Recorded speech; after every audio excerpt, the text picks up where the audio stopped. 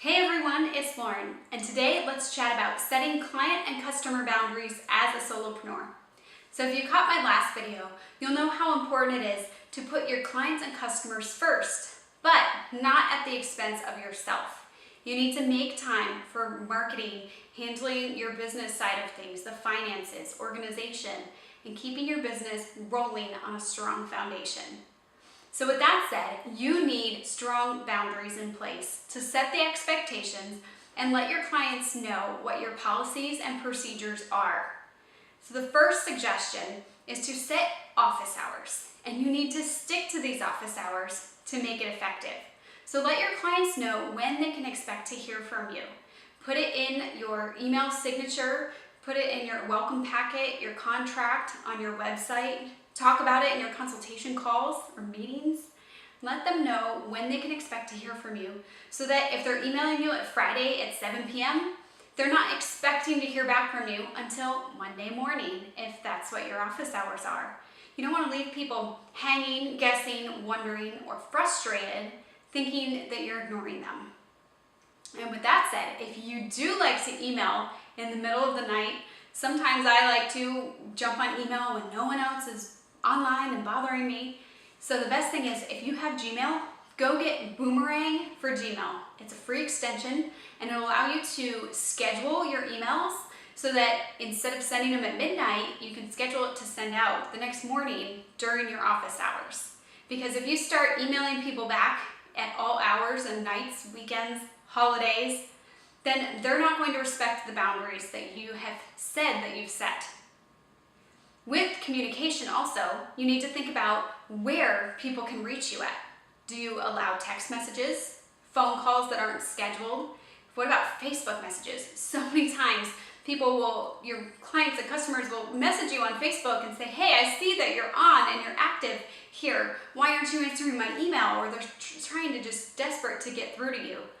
So make sure that you communicate ahead of time where and when and how you are available to chat so that you don't go crazy. And it's also best if you can batch things, and instead of answering every email as they come in, you want to set boundaries that say, hey, I'm only open to checking emails in certain blocks so that I can focus on one task at a time and do my best job at every task. That will ultimately be what's best for the client. And then let's talk about revisions. If you're in a service-based business, you probably have revisions that are built in to your packages and your services.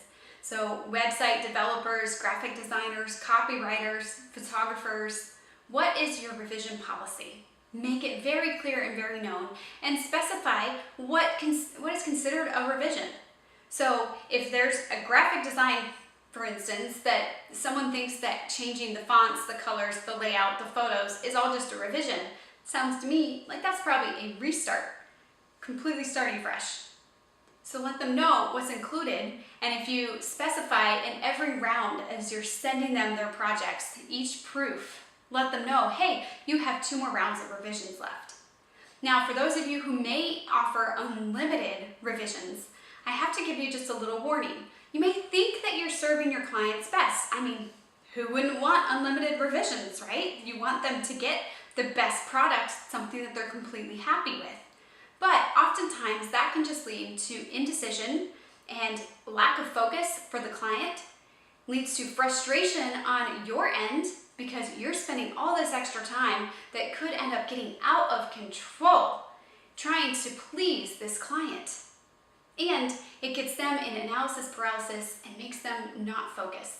Whereas if you just said from the beginning, you get 3 rounds of revisions, they'll be a lot more clear in their communication of what they want from the beginning if they know they can't keep making changes.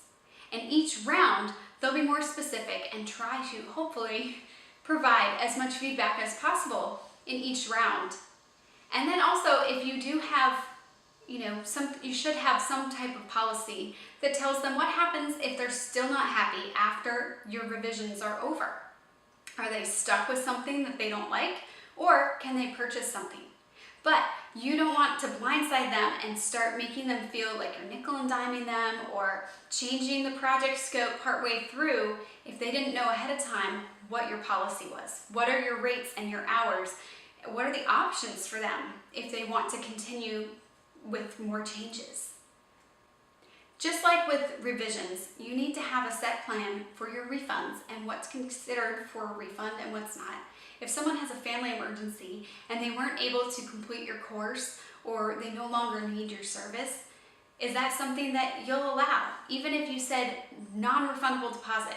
If they have taken up some of your time, could you give a prorated rate so that you're both winning in the end and you're not just taking someone's money without them actually receiving anything?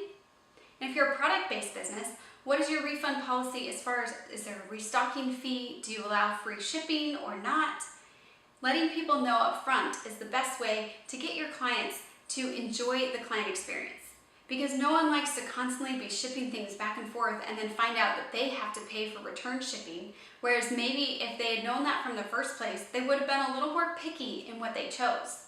I know for me, I like to do shopping on Amazon, and when I see that there are free returns, I'll sometimes buy a few different sizes to make sure I'm getting the right size for me.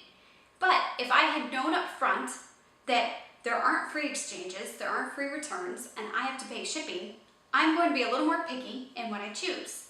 And that'll keep you from being stressed out of having to deal with providing refunds to as many people. And it'll help your clients to appreciate what they're really selecting and purchasing before they hit the purchase button. And let's talk about rush projects or taking emergency calls. Perhaps you're a coach and you've got a client who has this desperate situation and they want to call with you today or tomorrow. Or maybe you're like me, I was doing graphic design. My first business is in graphic design, and often I'd have clients who just want and need their projects turned around in a really quick manner. They've got something that needs to go off to print to make a deadline for an event they're hosting. And I used to make the mistake of taking on every rush project, and I would drop everything else on my schedule to take on these projects and work for my clients. I actually would pride myself on having such a fast turnaround and felt that I was providing the utmost customer service to my clients by taking on all of their projects, dropping everything else for them. But as we learned in my last video, if you only take on these client projects, you fill your schedule with that, what happens when those projects finish and you haven't done any marketing? Or what happens when your schedule fills up and you can no longer take on these projects in a rushed manner? That actually happened to me. So I had a client that I would take on all of their projects, drop everything I was doing and work on them, have super fast turnaround, and they loved it. I would even work weekends for them because at the time, my husband was also working weekends. But then a month or so later, when the client needed something they sent it to me on a Wednesday, wanted it by Thursday or Friday, and now at that point my schedule was full. I couldn't turn things around in 2 days without a rush fee, and I wasn't willing to work weekends anymore because I had set those boundaries, but I hadn't clarified them. So I told the client that I could get it to them by Monday or Tuesday. I would try for Monday, and guess what? They fired me. They dropped me as a client because I couldn't turn around the project fast enough when that's what they were used to. So I could have totally avoided that had I just from the beginning let them know that these are my boundaries. This is how many days I need advance notice of your projects, and here's what my calendar looks like and how things are filling up. Here's what happens when I do get full. So that yes, maybe sometimes I can take on a rush project without the rush fee, but they need to know ahead of time. And that I could have avoided the frustration that they were probably left hanging, needing someone, expecting that I could turn their project around really quick. But that's not allowing you to work on your business, your marketing plan ahead for yourself if you just take on every project that comes your way and do it all on a rush deadline without spacing yourself out, giving yourself time to breathe and think and handle any emergency situations that might come up personally or for your clients. Because if you filled your schedule, what happens when your kid is sick or you're sick or if there's a death in the family? Those are out of your control. And you need to have a policy in place for those, but also you need to give yourself a little breathing room that can allow for that. And then if you filled your schedule completely to the max and you've taken on all these deadlines that may not necessarily be needed that soon, what happens when a client comes to you and they have a desperate need and it's a true need that they want whatever it is, they need to send something to print to make it in time for an event, or they are desperate for a call because they've, maybe you're a coach and they're desperate for a call with you before they meet with this dream client of theirs. If you have filled your schedule to the max with things that aren't really necessary, then you won't have the flexibility to be able to serve and give a little extra to the clients who really need it. And if you do accept rush projects, make sure your clients are aware of policies such as their communication and what's expected from them. Because if you're willing to drop everything and do their project or take their call, and yet they don't provide the assets that you need to do your job, then it's a waste of your time to drop everything for them.